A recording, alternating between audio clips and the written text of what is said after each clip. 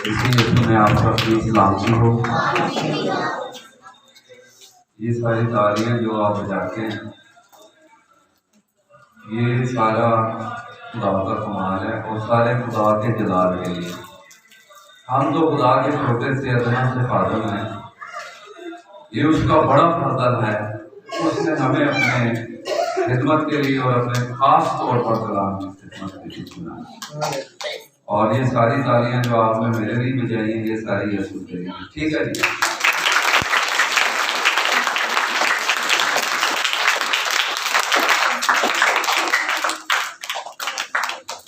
आज जो खुदा के कलाम में से हिस्सा तलावत किया गया है, खुदा के कलाम में से मुकद्दस पौलुस रसूल ने तीमुथियुस को ये खत लिखा है और उसका दूसरा बाब है, उसकी 8वीं आयत से 15वीं आयत के आखिर तक खुदा के कलाम में से तलावत की गई है। और खुदा का कलाम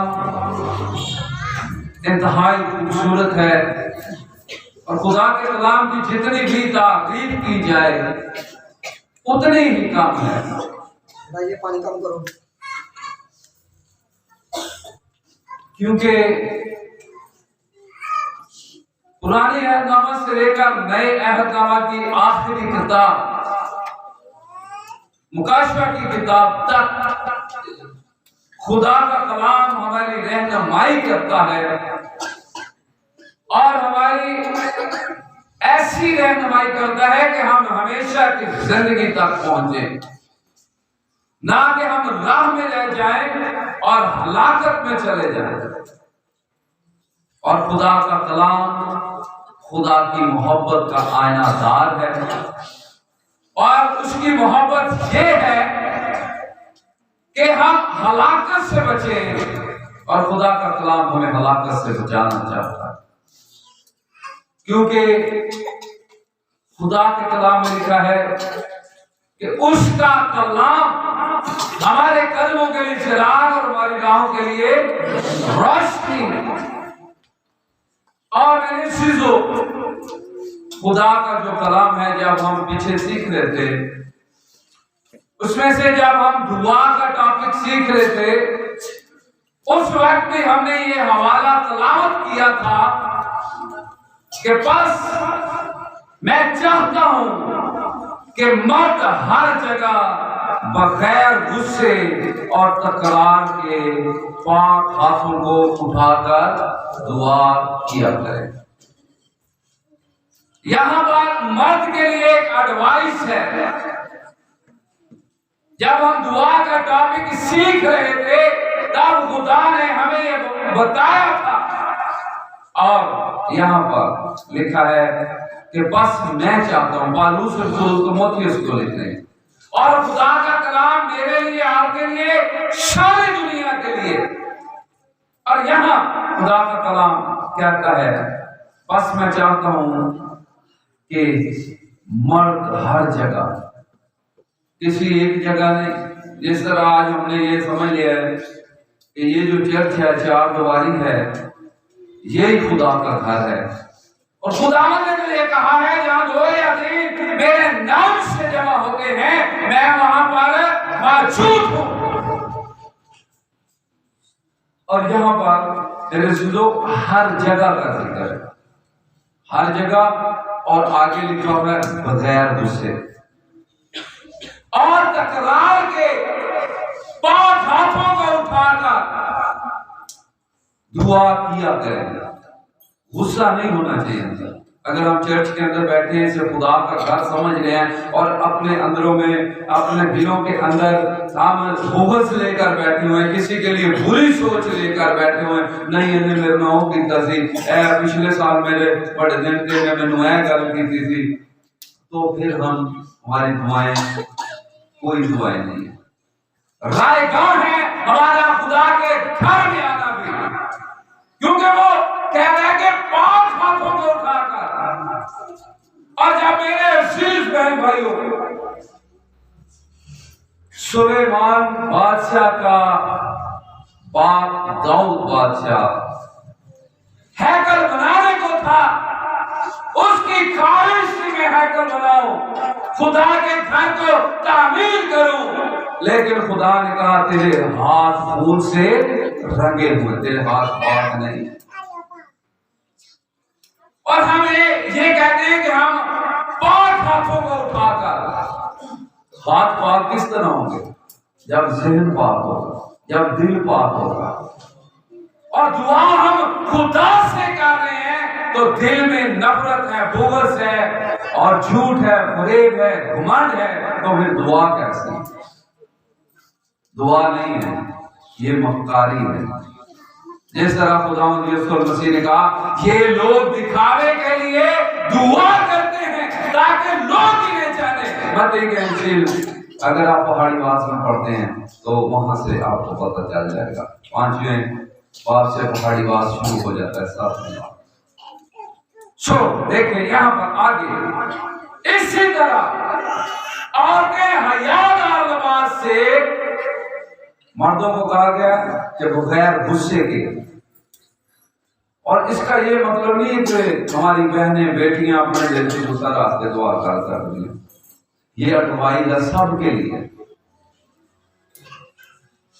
और यहां पर लिखा इसी तरह औरतें हयादार लिबास से शर्म और परहेजगारी के साथ अपने आप को संवारे।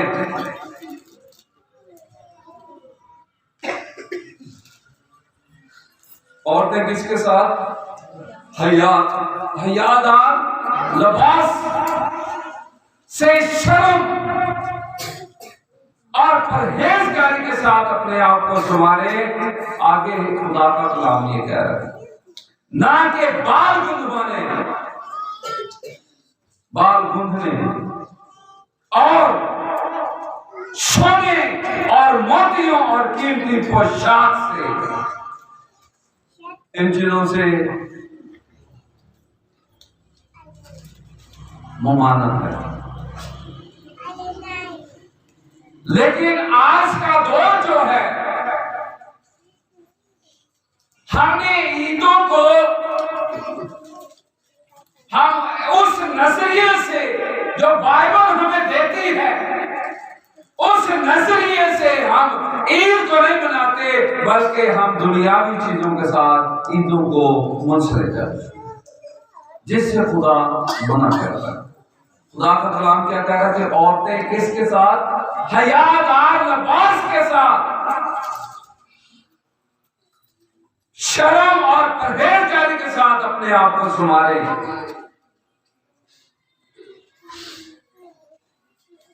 और ना बाल गूंथने और सोने और मोतियों और कीमती पोशाक। इसके बगैर बताएं आजकल ईद हो सकती है? घर च लड़ाई पै जाए, लो हुण ईद है तो तुसी मैनू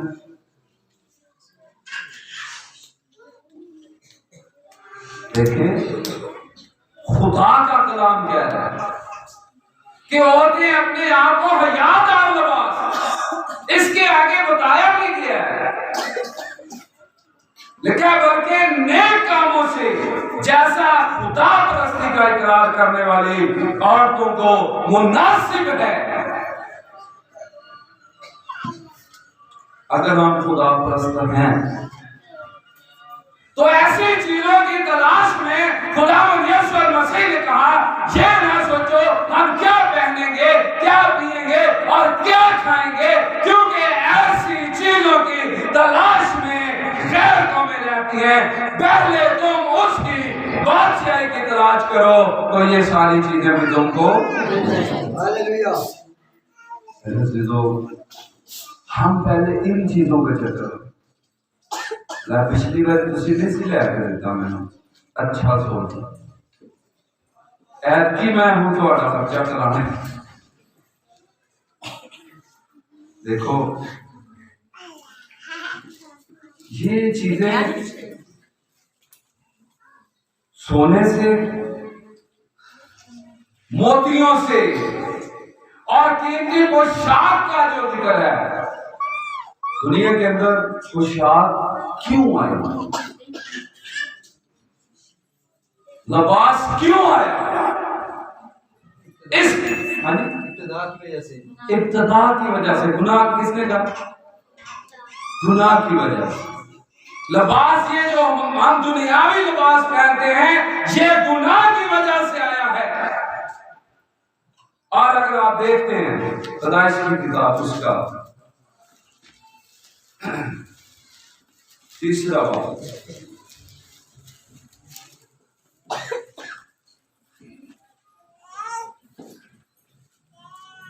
इसकी 6ठी आयत से मैं आपके सामने पढ़ता हूँ। लिखा है, औरत ने जो देखा कि वो दरख्त खाने के लिए अच्छा और आंखों को खुशनुमा मालूम होता है और अकल बख्शने के लिए खूब है, तो उसके फल में से लिया और खाया और अपने शौहर को भी दिया। और उसने खाया, तब दोनों की आंखें खुल गई और उनको मालूम हुआ कि वो नंगे हैं। उन्होंने अंजीर के पत्तों को सीकर अपने लिए लुंगियां बनाई। इससे पहले आदम और हवा जो है, खुदा के कलाम में लिखा है, जब आदम की पसली में से खुदा ने हवा को बनाया तो उसके पास लेकर आया, तो उसने कहा, अब तो ये मेरी हड्डियों में से हड्डी, मेरी गोश्त में से गोश्त, क्योंकि ये नर से निकाली गई है, नारी कहलाएगी। इस वास्ते मर्द अपने माँ बाप को छोड़ेगा और इसके साथ मिला रहेगा। और आगे लिखा है, वो दोनों नंगे थे और शर्माते न थे, क्योंकि उनके ऊपर हयादार लिबास था, ऐसा लिबास जो रूह का लिबास है। और जिसके बारे में मेरे अजीज बहन भाइयों, अगर आप लूका की अंजील उसका 24वां बाब देखें,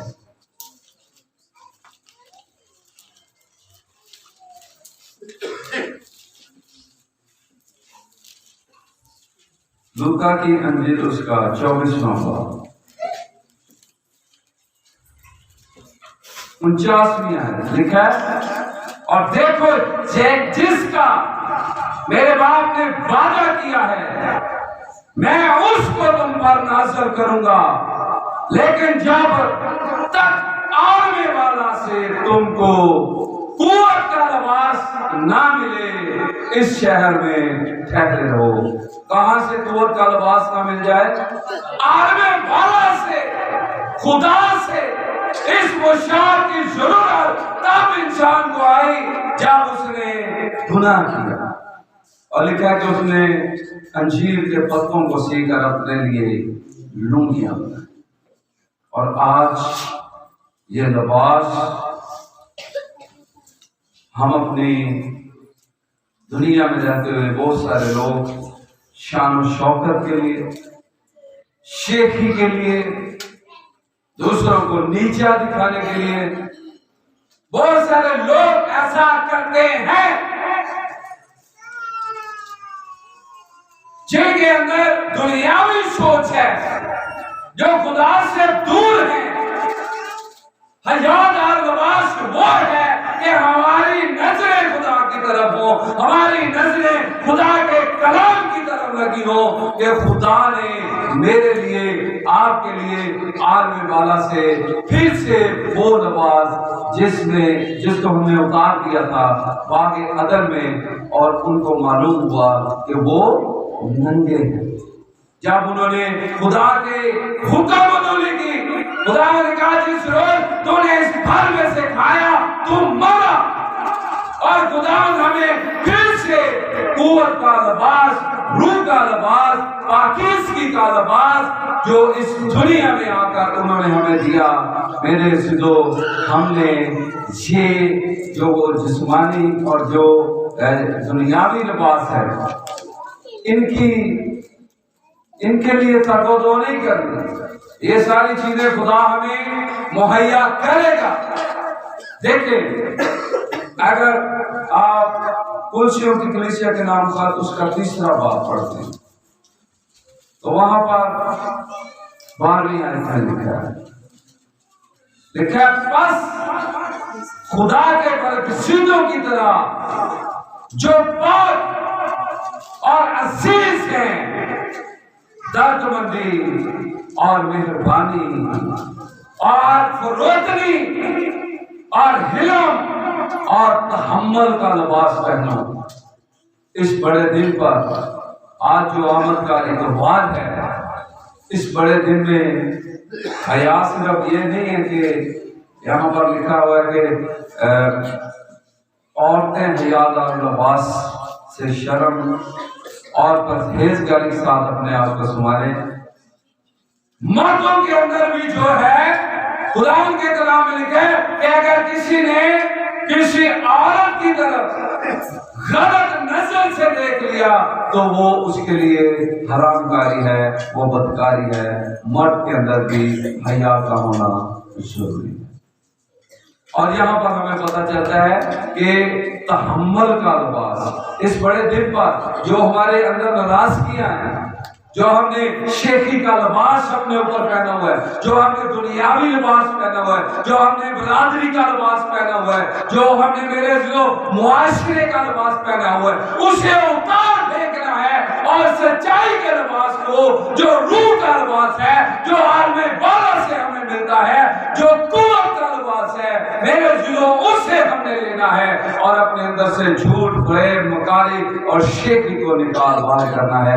और जो मेरे दिलों खुदावंद ने खुदावंद इसलिए दुनिया में है, हम सबों को पता है और हम सब इस बात का हर क्रिसमस पे हजारों सालों से सीखते हैं कि खुदावंद यीशु मसीह सुलह का शहजादा है। यार वो सुलह का शहजादा तो फिर हमें क्या मौत पड़ी हुई है कि हम एक दूसरे से सुलह क्यों नहीं करते? अपने अंदर से तहम्मुल, जो तहम्मुल क्या है? बर्दाश्त है।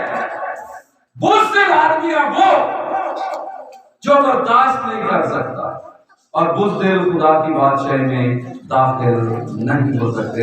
मुकाशफा की किताब उसका 21वां बाब, वहां से आप पढ़ सकते हैं। अगर आप पढ़ना चाहते हैं तो मुकाशफा की किताब उसका 21वां बाब, उसकी 28-8वीं आयत लिखा। देखिए, मगर बुज़दिलों और बेईमानों और घिनौने लोगों और खूनियों और हरामकारों और जादूगरों और बुत परस्तों और सब झूठों का हिस्सा आग और गंधक से जलने वाली झील में होगा। ये दूसरी मौत है।